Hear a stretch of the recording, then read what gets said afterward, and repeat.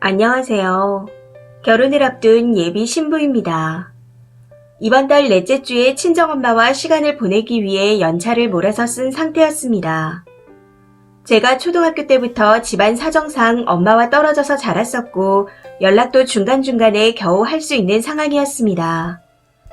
그래서 항상 학창시절 운동회나 졸업식 때 친구들 엄마가 오는 게 부러웠었고 엄마와 소소하게 쇼핑하는 또래 친구들이나 목욕탕에 같이 다녀왔다는 친구들이 항상 부러웠습니다. 그런 제가 엄마와 다시 연락을 시작하게 된 건 3년이 조금 안 된 것 같네요. 그동안 제가 지방에 살고 있고 엄마께선 수도권에 계시다 보니 일 때문에 바빠 주말에 몇 번 올라가서 보는 게 다였습니다. 가더라도 토요일 아침에 출발해서 같이 점심 저녁을 먹고 난 후 일요일에 아침을 먹으면 급하게 내려와야 했었죠.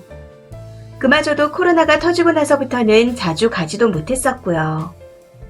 그렇다 보니 결혼 후에 친정엄마와 언제 이렇게 시간을 보내겠나 싶어 엄마한테 이야기를 했고 엄마께서 제가 있는 곳에 오셔서 일주일 정도 저와 시간을 보내기로 했습니다.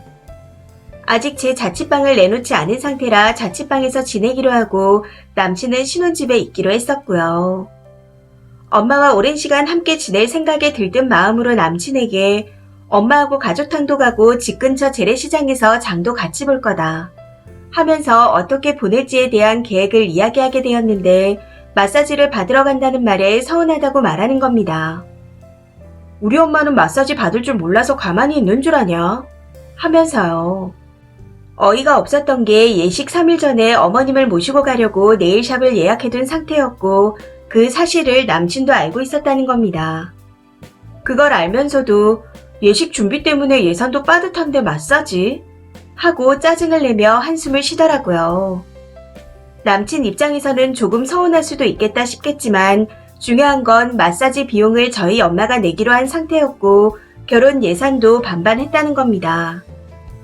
친정 엄마가 아파트 전세 얻을 때 쓰라고 5천을 보태주셨고 딸 시집갈 때 주려고 제가 어릴 때부터 모아놓은 적금 5천도 따로 받았습니다. 시댁은 잘 모르겠지만 남친이 모아둔 돈을 쓰는 것 같았고요. 어머님께서 아들만 둘 키우느라 본인을 관리할 여유가 없었던 건 저도 잘 알고 있지만 이게 예비 신랑인 남친이 저와 저희 엄마한테 섭섭할 일인가 하는 생각이 듭니다. 아무리 생각해도 잘 모르겠네요. 그렇게 본인 엄마가 안 됐으면 직접 마사지를 끊어주면 되는 거 아닌가요? 10년 넘게 본의 아니게 떨어져 살아서 모녀 사이가 애틋한 걸 잘 아는 사람이 저렇게 나오니 더 어이가 없습니다. 사치를 부리자는 게 아니라 엄마와 딸 둘만의 시간을 보내자는 건데 서운하다며 짜증내고 한숨까지 쉬는 남친이 도무지 이해가 되지 않습니다. 생각할수록 화만 나는 제가 이상한 걸까요? 후기입니다.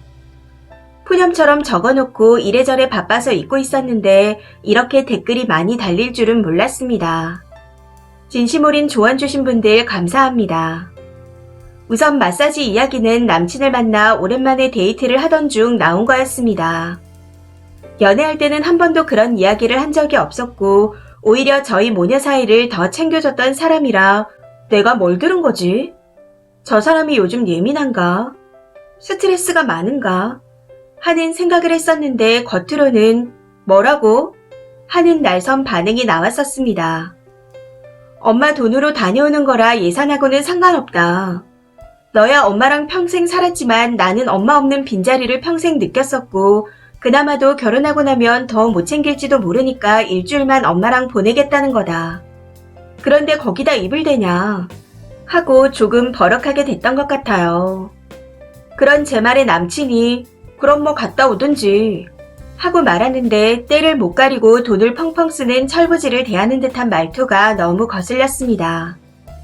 그때는 그렇게 넘어갔었는데 아무리 생각해도 아닌 것 같아 오늘 저녁에 잠시 이야기를 하자 했더니 일이 많다며 다음에 하자고 하더군요. 아무래도 본격적인 이야기는 이번 주 주말쯤 하게 될 것 같습니다. 솔직히 말하자면 결혼이야 엎을 수 있겠지만 엄마가 속상해할까봐 아니 엄마가 혹시라도 본인 탓을 하실까봐 걱정입니다. 저희 엄마의 성격상 그럴 것 같거든요. 마사지 그게 뭐라고 하시면서 자기 탓만 하실 것 같습니다. 그런데 엄마께서도 결혼을 잘못하셔서 모녀가 생리별을 하게 되었기에 딸이 같은 길을 걷는다면 그게 엄마의 가슴에 더 큰 못을 박는 일이 될 것 같다는 생각이 듭니다. 저는 제 시어머니가 되실 분이라 저희 엄마처럼 모시려고 더 살갑게 대하며 같이 이야기도 나누고 했었는데 시어머니 될 뻔하신 분의 심성이 너무 고우시거든요. 내일을 예약해드린 것도 처음에는 마사지를 말씀드렸는데 한사코 그런 데는 안 가신다며 거절하셨습니다. 가본 적도 없고 본인 같은 할머니가 그런 데 가면 사람들이 손가락질을 한다고 하시며 친정 엄마한테 더 해드리라고 하셨습니다. 그리고 저희 엄마가 한번 내려왔다 하면 시부모님 되실 분들이 교통비도 10만원씩 보내주시고 엄마 차 트렁크에 쌀과 잡곡, 미역, 굴비 등 이것저것 챙겨서 실어다 주시곤 하셨습니다. 그러니 저도 감사한 마음에 어머니께서 치장을 한 번도 안 해보셨다셔서 딸이라고 생각하고 같이 네일을 받으러 가자고 했었던 거였고요. 심지어 둘째 아들 장가 보낼 때도 손톱 한 번 못 해보셨다 해서 더 그랬었습니다. 남친은 자기 엄마를 챙기는 거고 저도 그런 어머니께 연민이 느껴지기도 하지만 저는 저희 엄마가 몇 곱절은 더 애틋하고 불쌍합니다. 제가 남친 어머니를 생각했던 마음과 남친이 저희 엄마를 생각했던 마음이 다른 온더였다는 걸 깨닫고 나니 의외로 쉽게 결정이 난 것 같습니다. 그리고 주말에 지나가면서 봤던 드라마에서 여자 주인공 대사가 그렇더라고요. 남자의 진심은 영원하지 않다. 한순간이다. 그 한순간에 네 모든 것을 걸지 말아라. 그 말을 듣는데 저한테 하는 말인가 싶어 제 결심을 더 굳힐 수 있었습니다. 그리고 참고로 말씀드리자면 집은 대출입니다. 전세금 5천을 엄마가 보태주셨고 나머지는 전세금 대출로 하려고 했었습니다. 남친이 예전에 사업을 하다 빚을 져서 신용을 회복한 지 얼마 되지 않아 명절이 지나고 나면 제 앞으로 대출을 받으려고 했었죠. 가계약을 걸어놓고 넷째 주에 입주를 할 예정이었고요. 가구와 전자제품 배송을 다 맞춰놨는데 어떻게 해야 할지 생각하니 머리가 아파옵니다.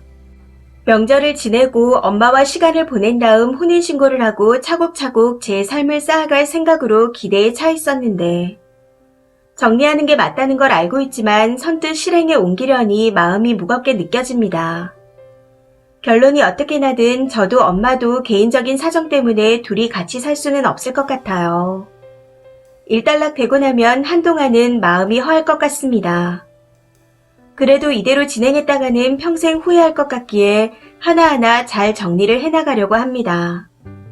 긴 글 읽어주시고 조언 주신 분들 모두 감사드립니다. 댓글입니다. 첫 번째 댓글. 이건 님 어머니께서 슬퍼할 일이 아니라 기뻐할 일인 것 같은데요. 어머니 덕분에 사람 하나 제대로 걸러내고 잘못된 결혼을 안 하게 된 건데 오히려 잘 된 거 아닌가요? 살다 보면 나와 아주 가까운 줄 알았던 누군가가 내 부모님과 관련되었을 때 그 추악한 본색을 드러내는 경우가 아주 많습니다. 저도 그런 일을 실제로 경험했고요. 똥차 지나가면 벤츠한다고 인연은 또 올 겁니다. 그러니 너무 실망 마시고 걸을 사람은 걸으세요. 그리고 시부모님이 아무리 좋아도 그 아들이 엉망인 경우가 아주 흔합니다. 더구나 님의 예랑이었던 저 사람은 돈 문제까지 님에게 의지하려고 했었네요. 정리하는 게 맞습니다. 냉정하게 정리하세요. 두 번째 댓글. 마사지 때문에 파혼이 아니고 앞뒤 안 가리고 지엄마가 제일 불쌍한 저 남자 때문에 헤어지라는 겁니다. 어디까지 알려줘야 심각성을 아나요? 이 결혼을 하게 되면 쓰니 엄마의 눈에 눈물 날 일이 넘쳐날게 보이는데 잘못했다며 빈다고 넘어가는 일은 없었으면 좋겠습니다. 세 번째 댓글. 결혼이란 나와 같은 곳을 보는 사람과 하는 겁니다. 지금 많이 힘드실 것이라 생각들지만 용기를 내세요. 아까운 청춘을 실수로 아프게 보내지 마시고요. 남자와 여자는 완전히 다른 개체입니다. 서로 공감이 안 되는 거면 세상 불행을 다 짊어지는 거예요. 주위의 눈을 이겨낼 용기가 없다고 행복 찾는 일을 포기하지 마세요. 시부모님이 아무리 좋은 분들이라도 님이 마음 주고 믿고 의지할 사람은 남편입니다. 그 사람은 절대 님을 행복하게 못해줘요. 제 말 꼭 믿으시고 지금 마음 그대로 밀고 나가세요. 네 번째 댓글. 저 남자 분명히 숨겨둔 빚이 더 있을 겁니다. 그지놈이라 님네 모녀 마사지 비용이 아까운 거죠. 왜냐하면 결혼해서 언감생신 꿈도 못 꿀 공짜 신혼집에 공짜 새 가정 가구를 받쳐주고 지 빚까지 같이 갚아야 될 여편네가 돈을 팡팡 쓰니 심사가 뒤틀린 겁니다. 제대로 된 남자는 대출 한 푼 못 받는 금전적인 상황에서 결혼은 꿈도 안 꿉니다. 여자 앞으로만 대출을 그만큼 당당하게 받으라고도 못하고요. 돈은 없어도 염치는 있어야죠.